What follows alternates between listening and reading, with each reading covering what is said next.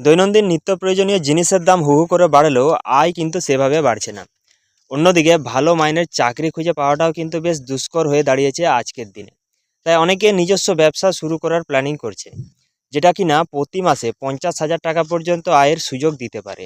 বর্তমান সময়ে দাঁড়িয়ে যে কোনো বাড়িতে পা রাখলে মোটামুটি দু চাকা দেখতে পাওয়া যায়। প্রতি বছর লক্ষ লক্ষ বাইকও বিক্রি হচ্ছে ভারতে। সুতরাং সেগুলো রিপেয়ারিং থেকে শুরু করে সার্ভিসিংয়ের চাহিদাও কিন্তু বেশ থাকবে।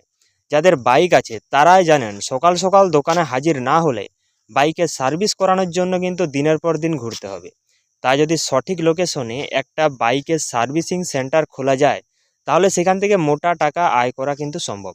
আপনি যদি বাইকের সার্ভিসিং সেন্টার শুরু করতে চান, তাহলে সবার আগে আপনাকে রাস্তার ধারে বা মোটামুটি মেন রোডের কাছেই একটা বড় দোকান নিতে হবে। এক্ষেত্রে দোকানের সামনের জায়গাটা কিন্তু কিছুটা খালি রাখতে হবে।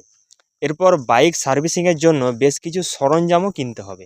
একই সঙ্গে অন্তত দুজন অভিজ্ঞ বা 3 থেকে 4 জন অপেক্ষাকৃত কম অভিজ্ঞ মেকানিক কাজে রাখতেই হবে। এইসব ব্যবস্থা হয়ে গেলে দোকান কাজ শুরু কিন্তু সম্ভব।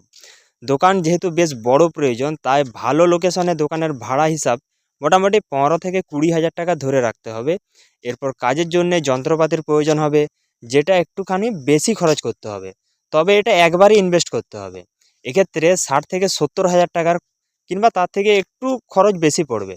এরপর অভিজ্ঞ বা বাকি মেকানিকদের মাইনে হিসাবে প্রতি মাসে যদি আপনার 60 হাজার টাকা খরচ হয়, এছাড়াও আনুষাঙ্গিক খরচ মিলিয়ে মোটের উপর 2 লক্ষ থেকে 2.5 লক্ষ টাকা কিন্তু খরচ হবেই হবে।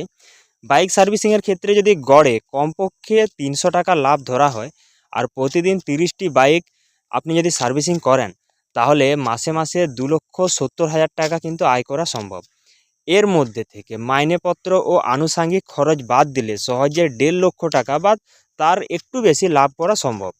এছাড়াও পরবর্তীকালে ব্যবসা যত বাড়বে, লাভের পরিমাণও কিন্তু তত বাড়বে। আপনাদের মতামত কি? এরকমভাবে যদি একটা ব্যবসা খোলা যায়, সেটা কি পরবর্তীকালে গ্রো করবে? মতামত কিন্তু আপনাদের কাছ থেকে নিতে চাই। কমেন্ট বক্সে অবশ্যই কমেন্ট করে কিন্তু জানাবে। আর হ্যাঁ, যদি ভালো কমেন্ট আসে, তাহলে আপনাদের থেকে আমিই আগে এরকম একটা ছোটোখাটো ব্যবসা শুরু করব। আর অবশ্যই চ্যানেলে যদি নতুন হয়ে থাকো, তাহলে চ্যানেলটিকে অবশ্যই সাবস্ক্রাইব করবে। তো দেখা হচ্ছে পরের ভিডিওতে।